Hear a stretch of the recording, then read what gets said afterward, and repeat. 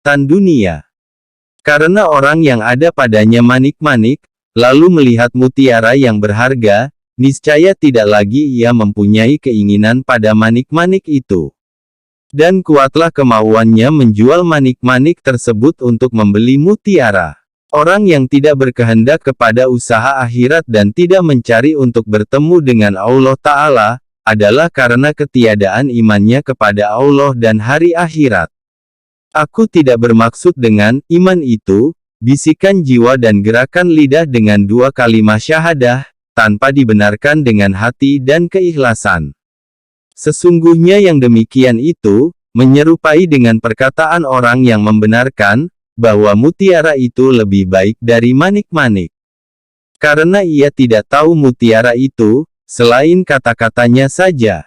Adapun hakikat makna mutiara yang sebenarnya, ia tidak tahu. Orang yang membenarkan sesuatu seperti ini, apabila ia menyukai manik-manik, kadang-kadang tidak akan ditinggalkannya lagi. Dan tidak besar keinginannya kepada mutiara. Jadi, yang mencegah daripada sampai ialah, tiada dijalani.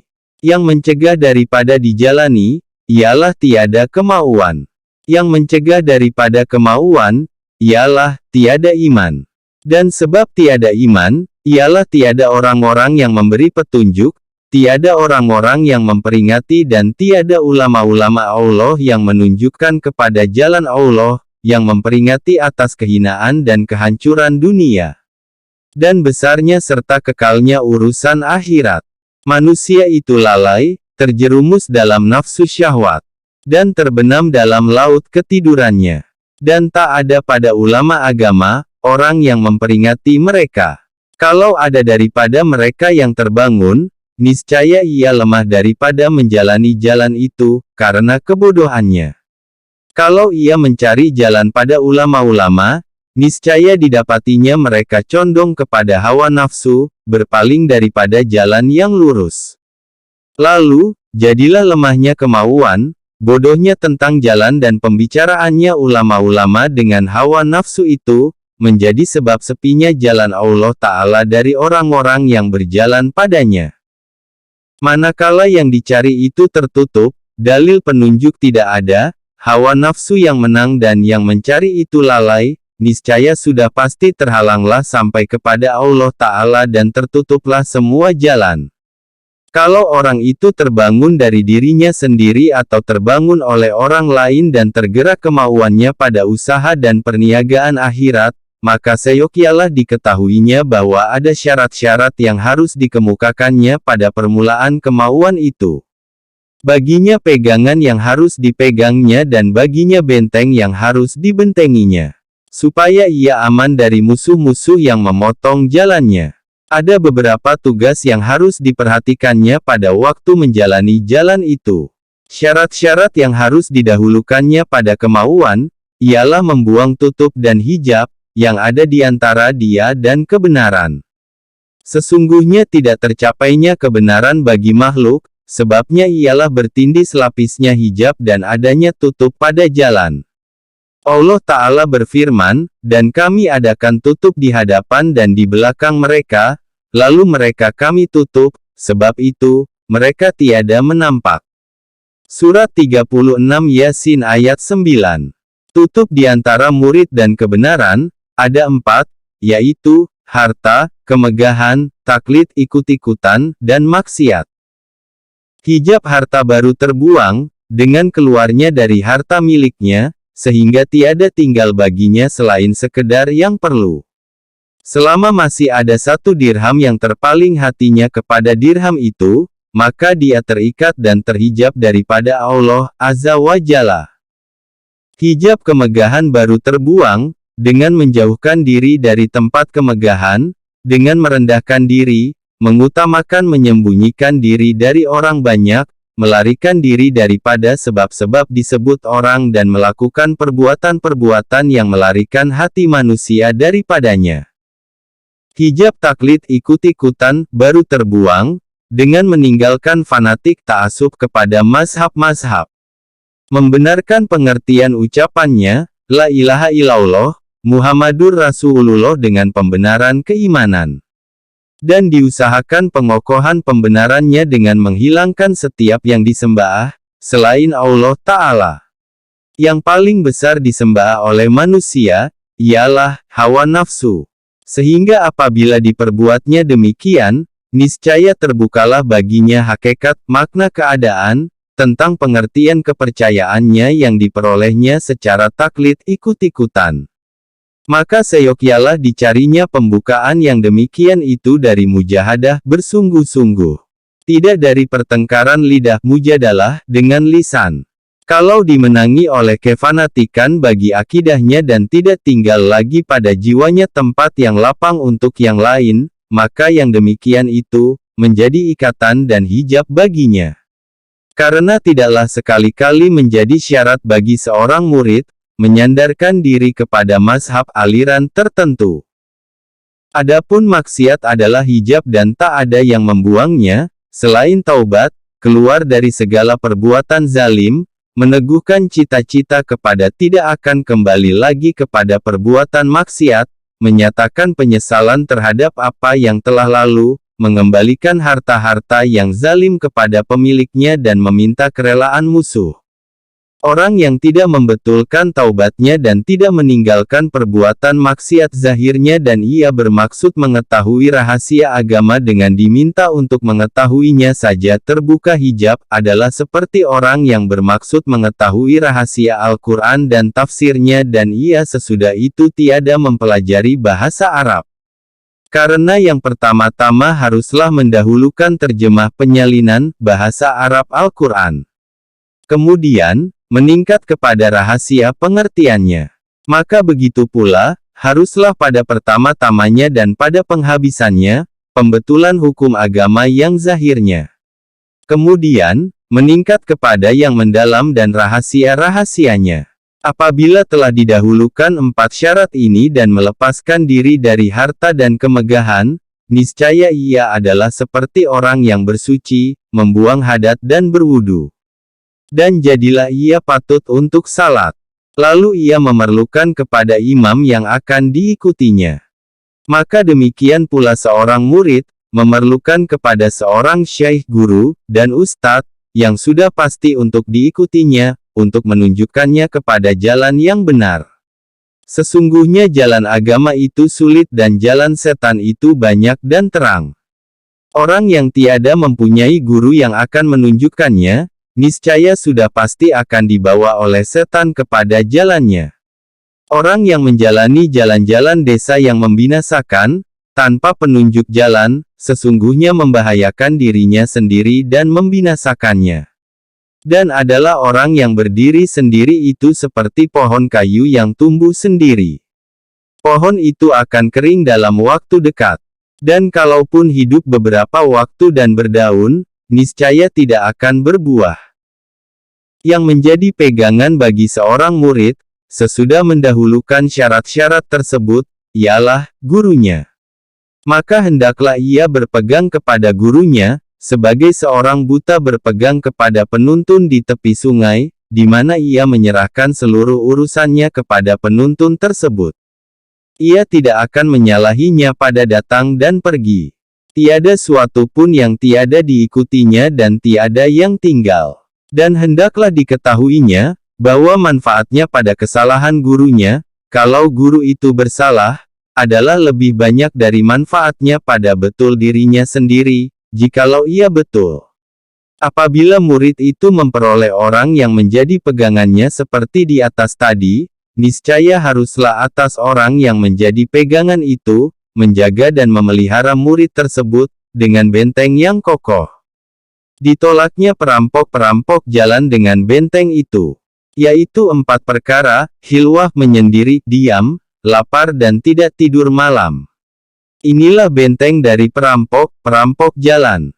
Maksud murid itu, ialah memperbaiki hatinya, supaya ia dapat bermusyahadah, menyaksikan dengan Tuhannya dan patut untuk mendekatinya. Adapun lapar itu mengurangkan darah jantung dan memutihkannya. Dan pada putihnya itu, nurnya, cahayanya. Dan menghancurkan lemaknya hati. Dan pada kehancuran itu halusnya hati. Dan halusnya itu kunci diminta untuk mengetahuinya saja, sebagaimana kesatnya itu sebabnya hijab. Dan manakala darah jantung telah berkurang, niscaya sempitlah jalan musuh. Karena jalan yang dilalui musuh, ialah urat-urat yang penuh dengan nafsu syahwat. Nabi Isa bersabda, "Hai para murid, laparkanlah perutmu, moga-moga hatimu melihat Tuhanmu." Sa'al bin Abdullah at-Tusturi berkata, para wali itu tidak menjadi wali, kecuali dengan 4 perkara: mengempiskan perut, tidak tidur malam untuk beribadah, diam tidak suka berbicara, dan mengasingkan diri dari manusia. Faedah lapar pada mencemerlangkan hati adalah suatu hal yang jelas, disaksikan oleh pengalaman. Dan akan datang penjelasannya secara berangsur-angsur pada kitab menghancurkan 2 nafsu syahwat. Tentang tidak tidur malam, maka ia membersihkan, menjernihkan dan menyinarkan hati. Yang demikian itu menambahkan kepada kejernihan yang telah berhasil dari lapar. Lalu hati itu menjadi seperti bintang yang berkilau-kilauan dan kaca yang terang. Lalu nampaklah padanya keelokan kebenaran.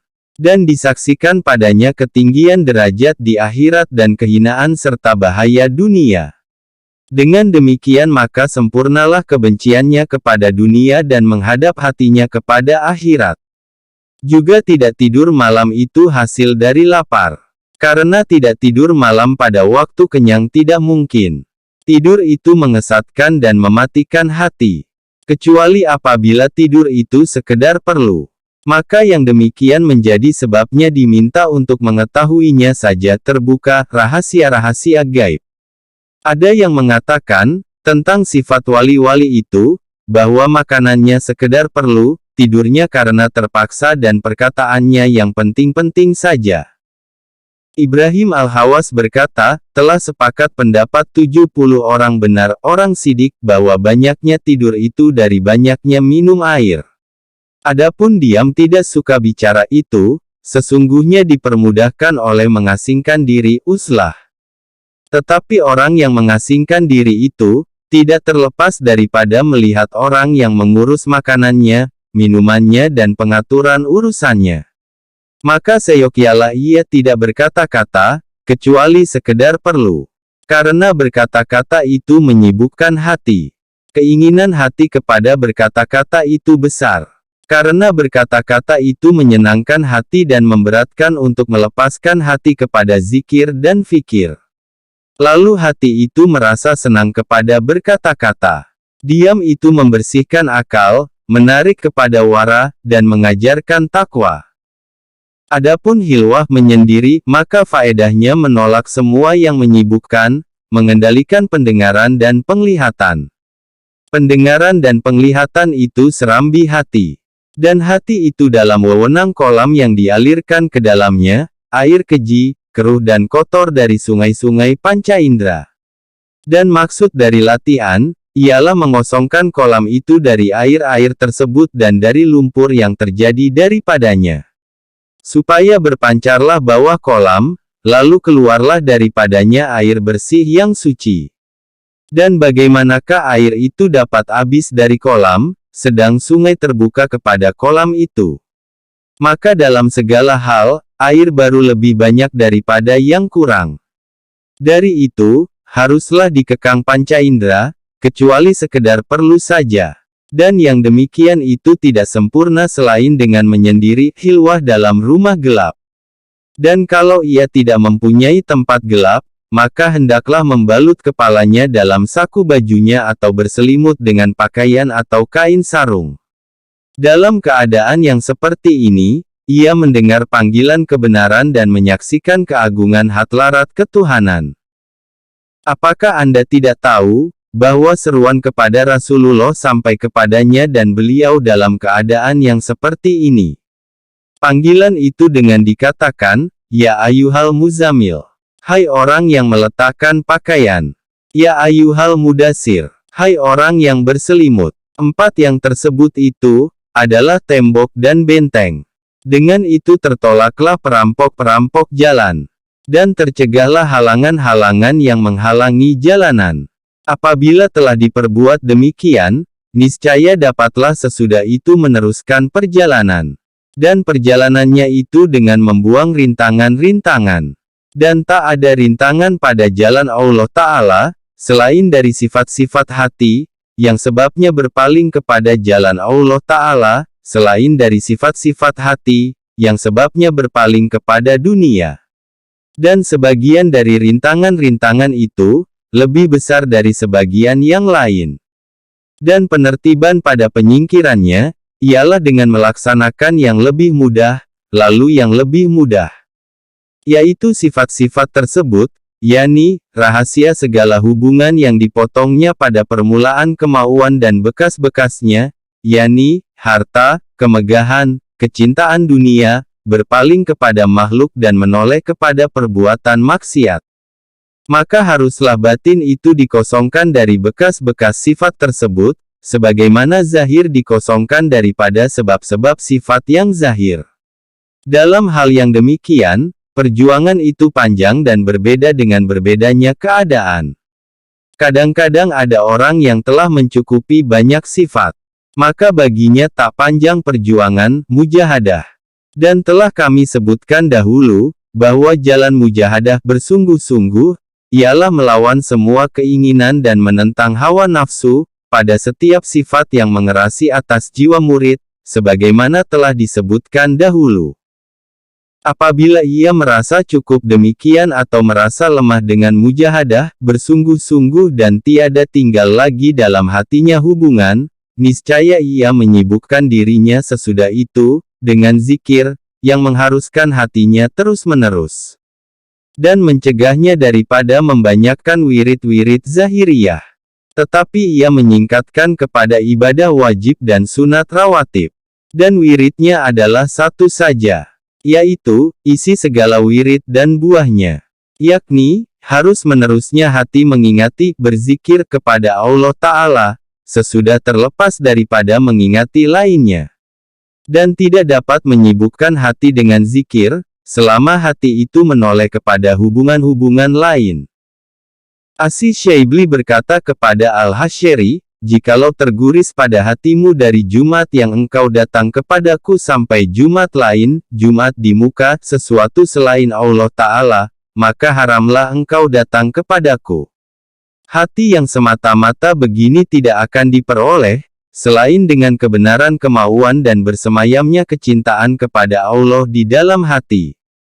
Sehingga ia dalam bentuk orang yang rindu, yang tiada memperhatikan yang lain, yang tiada baginya, selain hanya satu cita-cita saja.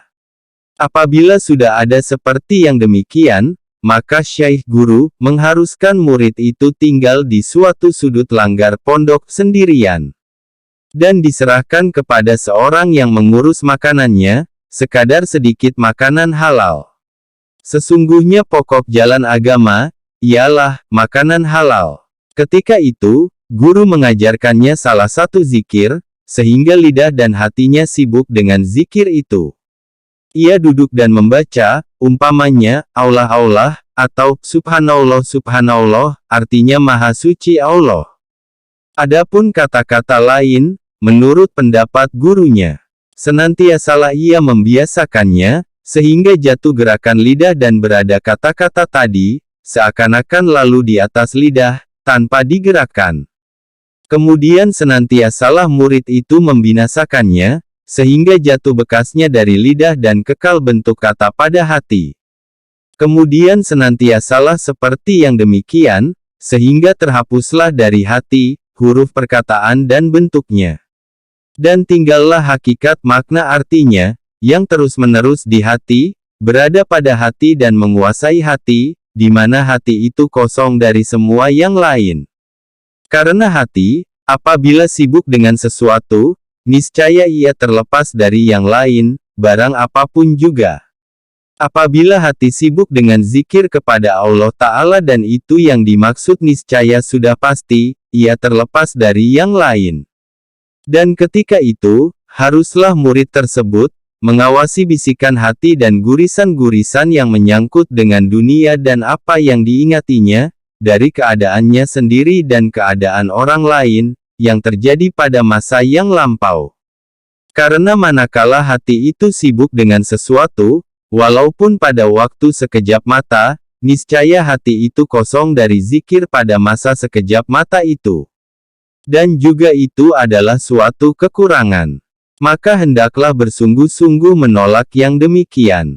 Manakala telah ditolak semua bisikan dan dikembalikan jiwa kepada kata-kata yang tersebut, niscaya datanglah bisikan dari kata-kata itu sendiri. Yaitu, apakah hakikat makna kata-kata itu? Apakah artinya kata kita, Allah? Dan karena pengertian apa, dia itu disembah. Ketika itu, ia diliputi oleh bermacam-macam gurisan, yang membuka kepadanya, pintu pikiran.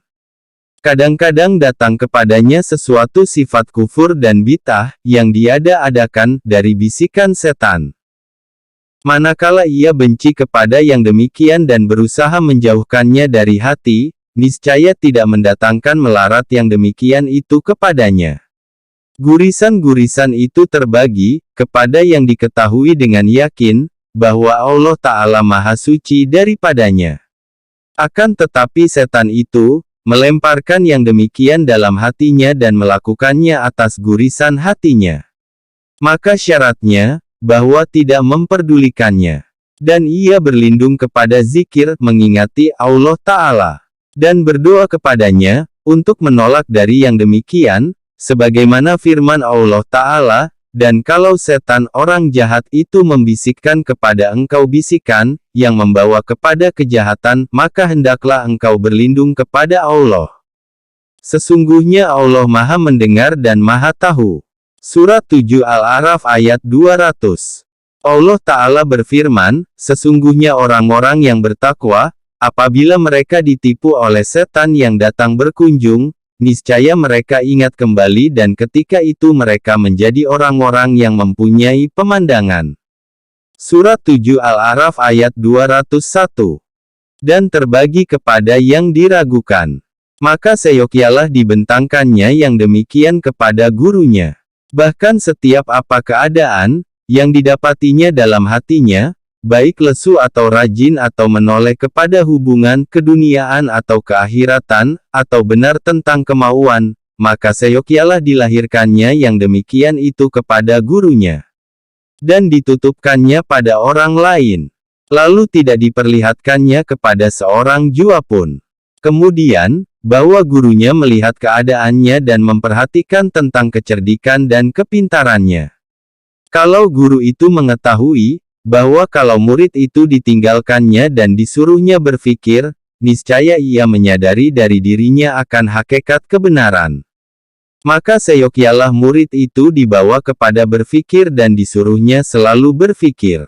Sehingga tercurahlah dalam hatinya nur, yang membukakan hakikat makna itu kepadanya.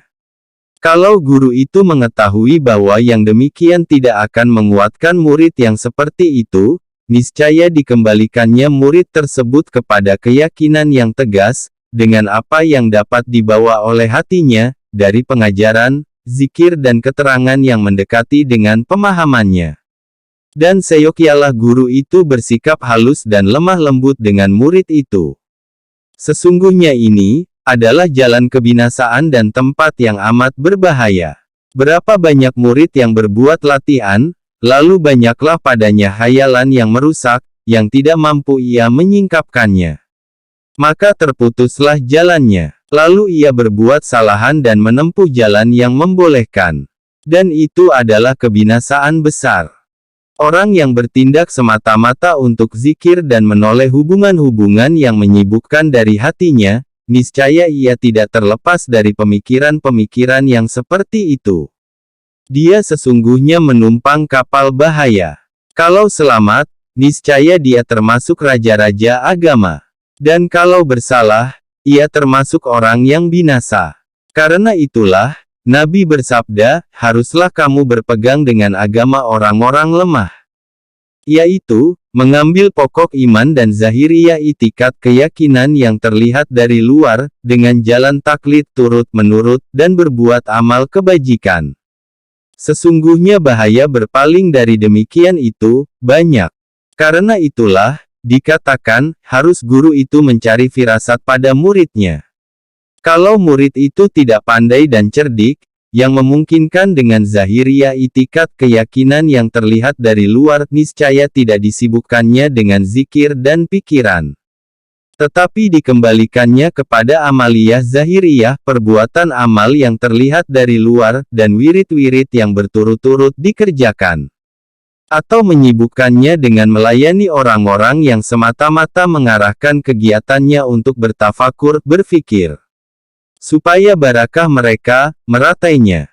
Karena orang yang lemah dari berjihad pada garis peperangan, seyogialah memberi minum kaum pejuang dan menyiapkan binatang kendaraan mereka. Supaya ia dibangkitkan pada hari kiamat, dalam rombongan mereka dan meratainya oleh barakah mereka. Walaupun ia tidak sampai kepada tingkat mereka. Kemudian, murid yang semata-mata menuju kepada zikir dan tafakur, berfikir, kadang-kadang ia dipotong oleh banyak pemotong, yang terdiri dari sifat mengherani diri, ujub, ria dan gembira dengan terbuka hal-hal kepadanya dan apa yang menampak dari permulaan-permulaan kiramah kemuliaan. Manakala murid itu berpaling kepada sesuatu dari yang demikian dan menyibukkan dirinya dengan itu, niscaya adalah yang demikian itu kelemahan di jalan dan perhentian. Akan tetapi seyogialah ia membiasakan keadaannya dalam jumlah umurnya, sebagaimana dibiasakan oleh orang haus yang tidak akan diberi kepuasan oleh air laut, walaupun dicurahkan kepadanya. Dan ia terus-menerus kepada yang demikian. Dan modalnya, ialah putus hubungan dengan manusia, menuju kepada al-haq dan menyendiri. Setengah para pengembara berkata, aku bertanya kepada setengah wali, yang memutuskan hubungan dengan manusia, bagaimana jalan memperoleh hakikat makna kebenaran. Wali itu menjawab, bahwa adalah engkau di dunia, seakan-akan orang yang melintasi jalan. Pada suatu kali, pengembara itu berkata, aku berkata kepada wali itu, tunjukilah aku kepada amal perbuatan, yang aku dapati hatiku padanya bersama Allah Ta'ala terus-menerus. Lalu wali itu menjawab kepadaku, jangan engkau melihat kepada makhluk. Karena memandang kepada mereka itu suatu kegelapan. Aku bertanya lagi, tak boleh tidak yang demikian bagiku. Wali itu menjawab, jangan engkau mendengar perkataan mereka, karena perkataan mereka itu kesat. Aku bertanya lagi, tak boleh tidak yang demikian itu bagiku. Wali itu menjawab, maka jangan engkau bergaul dengan mereka, karena pergaulan dengan mereka itu liar. Lalu aku berkata, aku berada di hadapan mereka, tak boleh tidak aku bergaul dengan mereka. Wali itu menjawab, jangan engkau bertempat bersama mereka. Karena bertempat bersama mereka itu suatu kebinasaan. Aku berkata, ini karena sesuatu sebab. Wali itu menjawab, wahai saudara, adakah kamu melihat kepada orang-orang yang lalai dan kamu mendengar perkataan orang-orang yang bodoh, bergaul dengan orang-orang yang berbuat salah dan engkau ingin memperoleh hatimu bersama Allah Ta'ala terus-menerus. Ini barang yang tidak akan ada selama-lamanya. Jadi, kesudahan latihan riyadlah ialah, bahwa ia dapati hatinya bersama Allah Ta'ala terus-menerus. Dan yang demikian tidak mungkin, kecuali ia menyendiri dari orang lain. Dan ia tidak menyendiri dari orang lain kecuali dengan lama perjuangan. Apabila berhasil hatinya bersama Allah Ta'ala, niscaya terbukalah baginya keagungan hatlarat ketuhanan, cemerlanglah baginya kebenaran al-haq dan lahirlah baginya sifat kelemah lembutan Allah Ta'ala, yang tidak boleh disifatkan. Bahwa tidaklah sekali-kali diliputi oleh penyifatan. Apabila tersingkap bagi murid, sesuatu dari yang demikian, maka pemotong jalan yang terbesar kepadanya, ialah, bahwa ia berkata-kata dengan demikian, sebagai pengajaran dan nasihat dan ia berhadapan untuk memperingati. Lalu jiwanya memperoleh kelezatan padanya, di mana tiada lagi kelezatan lain di baliknya. Maka kelezatan itu mengajaknya untuk bertafakur, berfikir tentang cara mendatangkan segala pengertian itu, membaguskan kata-kata yang disebutkan, menyusun penyebutannya, menghiasinya dengan cerita-cerita, dalil-dalil Al-Quran dan hadits dan membaguskan perbuatan kata-kata, supaya hati dan pendengaran condong kepadanya. Kadang-kadang setan mendatangkan hayalan kepadanya, bahwa ini adalah dari engkau untuk menghidupkan hati orang-orang mati, yang lengah terhadap Allah Ta'ala. Engkau itu sesungguhnya perantara antara Allah Ta'ala dan makhluk. Engkau mengajak hambanya kepadanya, dan engkau tiada mempunyai bahagian dan tiada padanya kelezatan bagi diri engkau. Dan jelaslah tipuan setan itu, dengan melahirkan pada teman-temannya, siapa yang terbagus perkataan, yang banyak kata-kata dan yang lebih sanggup menarik hati orang awam. Lalu sudah pasti bergeraklah pada batinnya, kala jengking kedengkian, kalau penggeraknya itu, tipuan penerimaan. Dan kalau penggeraknya adalah kebenaran, karena ingin mengajak hamba Allah Ta'ala kepada jalannya yang lurus, maka sangatlah gembiranya dan berkata, segala pujian bagi Allah yang menolongku dan menguatkan aku, dengan orang yang membantuku pada memperbaiki hambanya. Seperti orang yang menjadi kewajibannya umpamanya membawa orang mati untuk dikuburkannya, karena didapatinya mayat itu disia-siakan orang. Dan menjadi fardu ain adalah status hukum dari sebuah aktivitas dalam Islam yang wajib dilakukan oleh seluruh individu yang telah memenuhi syaratnya, yang demikian atas dirinya pada agama. Lalu datanglah orang yang menolongnya. Maka ia sangat bergembira dan tidak akan iri hati kepada orang yang menolongnya. Orang-orang yang lalai itu mati hati. Pengajar-pengajarnya itu adalah yang membangunkan dan yang menghidupkannya. Lalu dengan banyaknya mereka, mendatangkan kesenangan dan tolong-menolong. Maka seyogialah, bahwa sangat menggembirakan, dengan yang demikian. Hal yang seperti ini sangat sukar terjadi. Maka seyogialah murid itu berhati-hati daripadanya. Karena itu adalah jaringan setan yang terbesar pada memotong jalan, orang yang terbuka baginya permulaan jalan. Sesungguhnya memilih mengutamakan kehidupan duniawi adalah sifat yang mengerasi atas manusia. Karena itulah, Allah Ta'ala berfirman, tetapi, kamu memilih kehidupan dunia. Surat 87 Al-A'la ayat 16. Kemudian Allah Ta'ala menerangkan, bahwa kejahatan itu adalah barang lama pada sifat karakter manusia. Dan itu tersebut pada kitab-kitab purbakala. Allah Ta'ala berfirman, sesungguhnya ini ada dalam buku-buku purbakala. Buku-buku Ibrahim dan Musa. Surat 87 Al-A'la ayat 18-19. Maka inilah jalan latihan dan pendidikan murid dengan jalan angsur-berangsur untuk bertemu dengan Allah Ta'ala.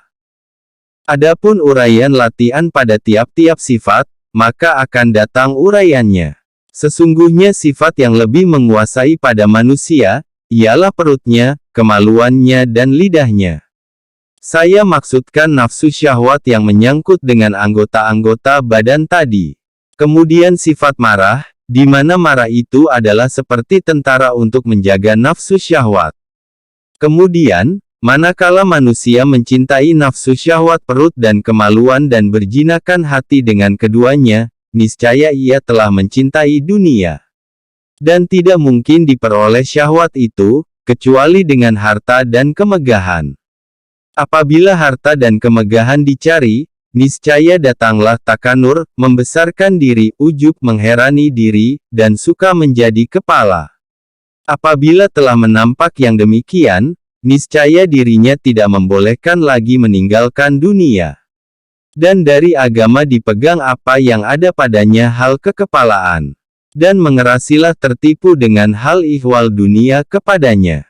Karena itulah, sesudah kami hidangkan dua kitab ini, kitab tentang keajaiban hati dan kitab tentang latihan jiwa, akan kami sempurnakan rubu, yang membinasakan rubu, al-muhlikat itu, dengan 8 kitab insya Allah Ta'ala, yaitu kitab tentang menghancurkan nafsu syahwat perut dan kemaluan, kitab tentang bahaya lisan, lidah, Kitab tentang menghancurkan kemarahan, busuk hati dan kedengkian. Kitab tentang celaan dunia dan penguraian tipuannya. Kitab tentang menghancurkan kecintaan kepada harta dan mencela kikir. Kitab tentang mencela ria dan suka kemegahan. Kitab tentang mencela takanur, sombong, dan ujub. Kitab tentang tempat-tempat terjadinya tipuan dunia. Dengan menyebutkan semua yang membinasakan dan mengajarkan jalan-jalan pengobatannya, maka sempurnalah maksud kami dari Rubu' Al-Muhlikat, sifat-sifat yang membinasakan insya Allah Ta'ala. Apa yang kami sebutkan pada kitab pertama, adalah uraian sifat-sifat hati, yang menjadi tambang Al-Muhlikat, sifat-sifat yang membinasakan, dan Al-Mujiyat, sifat-sifat yang melepaskan dari kebinasaan.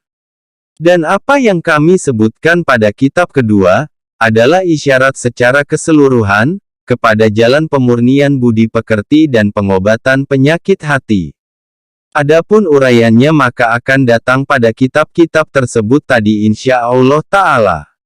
Dengan pujian kepada Allah, pertolongan dan baik taufiknya, sempurnalah kitab latihan jiwa dan pemurnian akhlak, yang akan diiringi dengan kitab tentang menghancurkan dua nafsu syahwat, insya Allah Ta'ala. Segala pujian bagi Allah Tuhan yang Maha Esa. Kiranya Allah mencurahkan rahmat kepada penghulu kita Muhammad, kepada keluarganya, kepada para sahabatnya dan kepada semua hambanya yang pilihan dari penduduk bumi dan langit. Dan tiadalah yang memberi taufik kepadaku, selain Allah. Kepada Allah aku menyerahkan diri. Dan kepada Allah aku kembali. Semoga bermanfaat. Tanggal 15 Maret tahun 2023.